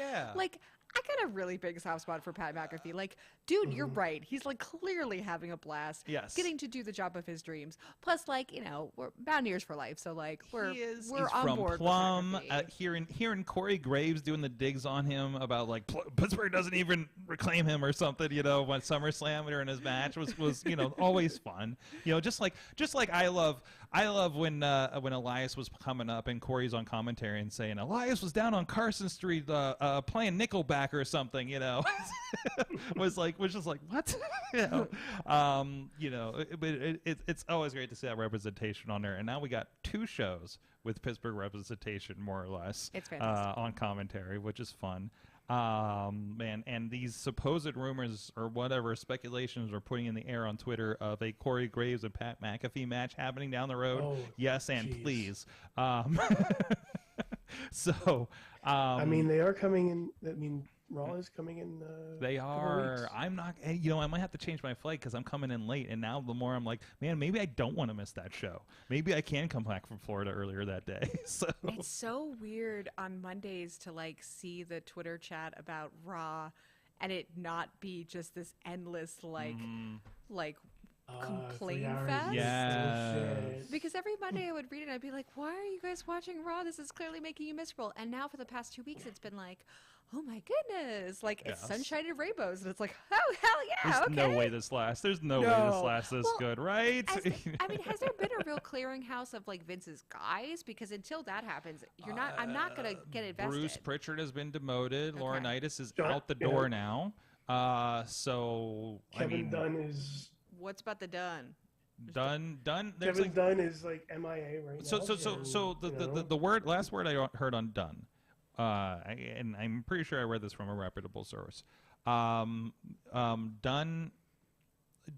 there's no room to replace him because they let go of the replacement they were training during the cuts, and they're not coming back because of circumstances. So we're stuck with him.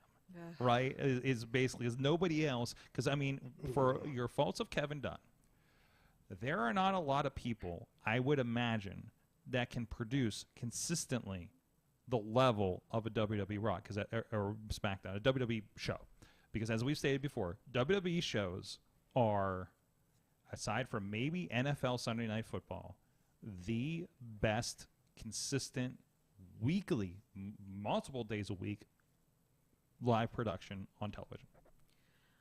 Yeah, I mean, if there's no one to fill that role, that doesn't leave you many options. But also, what if something happens to Kevin Dunn, like just in life, right? Like, what do you do? I mean, so there's going to be continued stuff coming out, right? Yes, you don't know how long. But there's that too. Did we lose them before that? Right. There's a headline on Wrestling Inc. about another $5 million on count of 4, apparently with Vince, I guess. So we're not done with this. It's such a wonderful illustration of the scale of wrestling, like major company versus like tiny nothing like promotion out of in New Hampshire, because you've got wrestlers who are like, I didn't get my $200 booking fee and I can't get home, versus like, there's $5 million missing from WWE and no one noticed. Yeah, exactly. And SEC is involved and all this other stuff. And I'm just waiting for other things to get linked politically at this rate, with everything else going on right now. Because who knows? There's a lot of stuff out there. So it is wild. Walt Disney's going to be just fine with that, Sorg. Does Disney? Oh yeah, when Disney buys WWE, as I keep saying. So, they still need to recover. What did they purchase last? Whatever they just purchased. I can't remember off the top of my head, but I remember that's the reason. Oh, they purchased Fox, so they're not cash flush anymore. That was the reason. That is the only reason. I'm not strongly considering Disney as the buyer. So, and also, who would buy them at this state unless they're getting it for a steal? Oh, I have another thing I learned this week, or actually learned last week, but reaffirmed this week, which is BattleBots is better than wrestling. Oh, we didn't even talk about it. Yeah. I was promised BattleBots talk.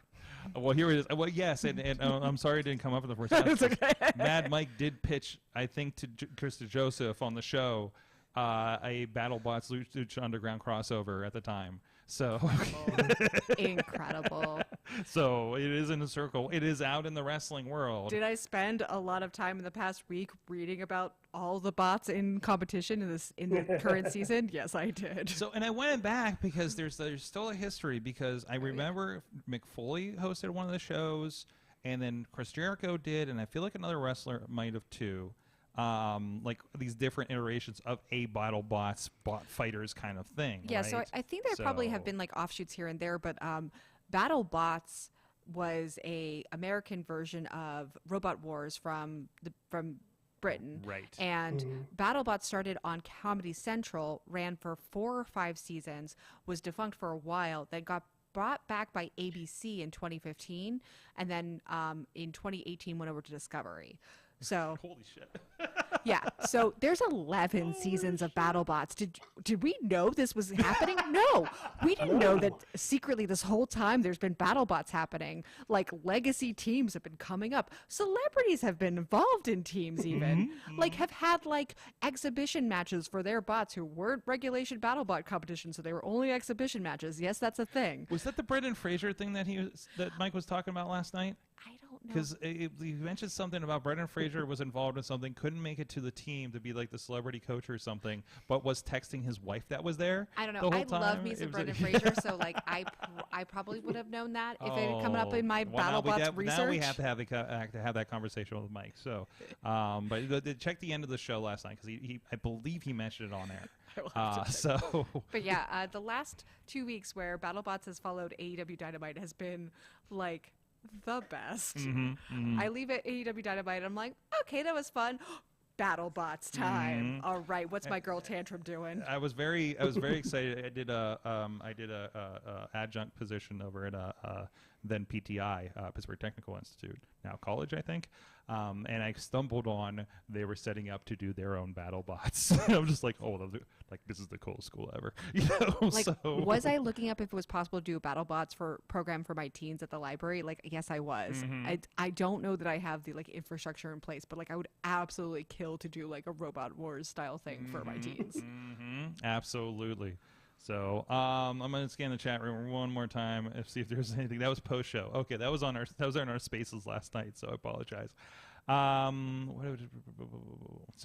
on. There we go. No to. There's just a lot of commentary while we're talking about. Oh, I learned this week from Alex Miller out in their SoCal. I've learned this week the amount of drugs and alcohol Kurt Angle was putting in his body is. We are lucky that he is alive. I think he was subject of the last A&E Legends or something. Yeah. I didn't realize how much AEW took or WWE took over A&E on Sunday nights. There's like 3 or 4 hours of programming. It's ridiculous. So well, now they took over. Now, The Rock and Dark Side of the Ring are working together. It's like they're just doing documentaries now. Yeah. So Vice has been doing wrestling stuff here and there, like where they were doing. Well, because they had another show too where they were just talking about like indie wrestlers or something, weren't they? Which on one? Vice? On Vice? They had. Are you talking about the wrestlers? I think it was just called The Wrestlers. Yes. So there was a series by Damien of the band Fucked Up where he was doing different like little. By the way, that's the greatest sentence ever. I love that band, and when I found out that he was a huge wrestling fan, I was like, "Oh, I've never heard this of is it. the best I gotta look it up. Oh, it's great. They're actually in town not that long ago. Oh, okay. But yeah, so Damien of this Canadian band, this Canadian hardcore band, he is a huge wrestling fan, but he did this like limited run documentary series where he went to various. He has episodes that are about luchadoras. He has episodes that are specifically about Mia Yim and Alice Endangered, some women out of Shimmer. He has he has all kinds of cool episodes. They're just like little mini documentaries about various pockets of indie wrestling. And it's called The Wrestlers. I'm not sure. You used to be able to watch episodes on like Vice TV. I'm sure it might it's be on still Hulu as well because a lot of the Dark Side stuff's over there. If you haven't watched The Wrestlers, please watch it. It's such a great show. It's such a great little series. And Dark Side of the Ring will often leave you kind of like depressed. Yeah. But a lot of The Wrestlers will leave you feeling like really interested and motivated to like find more of that stuff, or you'll just see some great workers that you're familiar with in like a slightly earlier version of their career, because he does do like there's lots of guys who are, this was years ago, so there's lots of guys who've blown up who were featured on that show. Yeah, The Wrestlers is only involved with the live TV with Hulu, it seems. So but it might be on the Vice app too. Or even just like check on like YouTube. I bet at least some episodes are around. Yeah, I think it was on Vice or IFC, one of those two, but it was definitely one of those. I think it's listed. I thought I just saw it listed as Vice on here. Watch with live TV. Yeah, it's just got the Vice logo on it. So they don't have the legends. They don't have all this like the rivals and the biography stuff from A&E on here either. So, but they do have Dark Side of the Ring, and I think they have all seasons of Dark Side of the Ring. So I went back. I started watching. I don't know if I finished the first season of Young Rock, but they have season 2 up on Hulu and Peacock, and I've been digging into that a bit, and it's just really fun to see. It's really fun to see people represented on there that I've met. Like Tony Atlas is on there a lot because that was his tag partner, or his dad's tag partner. Seeing the guy that I know becomes Batman Bigelow, seeing a Jerry Lawler, it's just really interesting how they represent people on there, and also just seeing all the wrestlers. Like this last episode, like they're doing whatever, and they're like, here's Macho Man, here's Jake with the Snake, in the ring doing their things as part of these montages, and I'm just like, Like my childhood watching wrestling is being worked into a sitcom. You know, it's just so weird. You're getting to see this like televised version of the television you watched. As Right, a kid. exactly. That layer of Inception is It is. It is. insane. It really is. Alex Cars, I'll reiterate. I learned you need a good team of support and money to run a wrestling show, and I think that is everything. So they do have local battle brats. There you go. On the West Coast, of course, on the West Coast, of course, on the West Coast, they got it. Come on, you guys You're like, oh, we with your do. Silicon Valleys and your like Yes. bro tech cash. Well, when I go to Silicon Valley next month, I'll be looking for the battle bots. Get me the hot I'll be at battle bots, Starbucks saying, goss. "Where are your battle bots?" And give me a pumpkin spice. Sorry, I'm going to be coming to you for like the hot BattleBots tips for my BattleBots betting league, or like start placing like under the table bets. Hey, I work with a company that does online bets for MMA. We can pitch this to them, by the way. Be like, BattleBots listen, bets. listen, I know you're dealing with this MMA thing. I know this betting thing's really hot. But we're saying, what do you think about the same thing for BattleBots? We just integrate it. They got this nice platform already. I don't know. I think I'm going to cut out the middleman. I'm just going to start my own numbers game. It'll be very low key, like the old school numbers game. We're going to run it out of my house. Okay. Just stop by, and you can put your numbers in an envelope, your BattleBots bets, and I'll pay out everyone in cash. There's no way this fails. And if you have a gambling problem, I think I'm obligated to say to call 1-800-GAMBLING, and they'll help you with your problem. I think that's 1-800. I'm sorry, it's literally something like that. We legit have to have the people read it on the pay-per-views we do. Though with the gambling, we just had to go through this, and there's like a whole disclaimer process we had to go through when we're doing it. It gets complicated. Call the gambler. There's between that and then one time I had to do a gun bash live stream, and we had to make sure there was a locked camera on the ball poppers, like legally. So like logistically, and I found out an hour before the show, and I'm just like, okay, let's figure it out. Again, there's so much we don't know. Who's got iPhones? If we learned anything, all of us this week, there's so much we don't know about doing shit. Well, that's me every week. That's me every week in every show. There's like, we're doing what today? All right, we'll figure it out. That's every day of my life. So Emily, thank you so much. It's been so much fun to have you here on the show. I'm glad the neighborhood treated you to some action on the way in the door. Oh my goodness. As you passed the police. I always love Beachview. I always love coming back to Beachview, and it never fails to entertain. That is for sure. The Riz plays games. Oh, a Great Glitter podcast. Subscribe. Yeah, Great Glitter podcast every Tuesday. New episodes drop.